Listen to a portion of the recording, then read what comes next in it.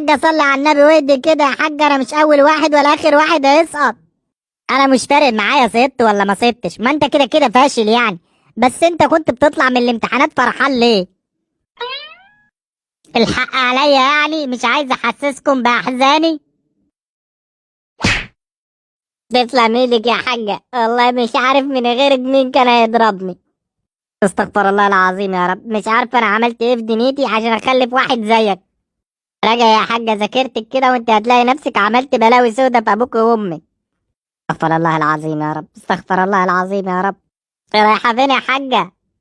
اروح اصلي لي ركعتين اكفر عن ذنوبي. روحي يا حاجة، ربنا يهديك ان شاء الله ويخفف ايدك شوية يا حاجة. يا فكر يا اما. انت اللي جايب لي الضرب ده كله. لو كان الامر بيدي لكنت ولعت في امك، بس عارف هتروح تشتري واحد مكانك ب10 جنيه. اخص السودا هنا يابا، ايه اللي اتكسر ده؟ ما اتصل بالواتش يا عبولة اشوف امه عملت فيه ايه. ايوه يا ابني، ايه الاخبار عندك؟ الحال يا ناس، الحال يموتونا، الحال. يا ابني قاوم معاهم، يا ابني قاوم معاهم لحد ما اجيلك. يا مراحب يا حاج، كده كملت بقى. اشوف لنا حد ينقذنا انا وانت يا شعبولة. ايه يا حاج، ايه الدخلة دي؟ لا دي هتبقى دخلة دلوقتي وحياة امك. ماله كده قلب على محمد رمضان ليه؟ بص يا حاج، هشرح لك بالراحة. بص، هو لسه في ترم تاني وإن شاء الله هعوض في الترم التاني بإذن الله.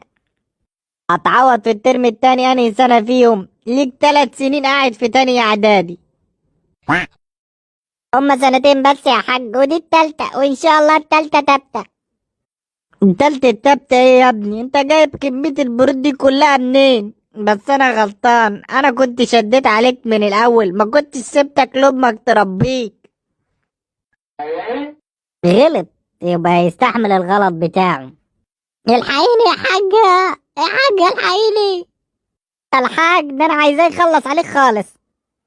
انت مش فاهمة حاجة يا حاجة، ده هو كان بيغلط فيكي دلوقتي وبيقول تربيتك وسخة. تربية مين اللي وسخة دي؟ وانت هتصدقي كلام برضه يا حاجة؟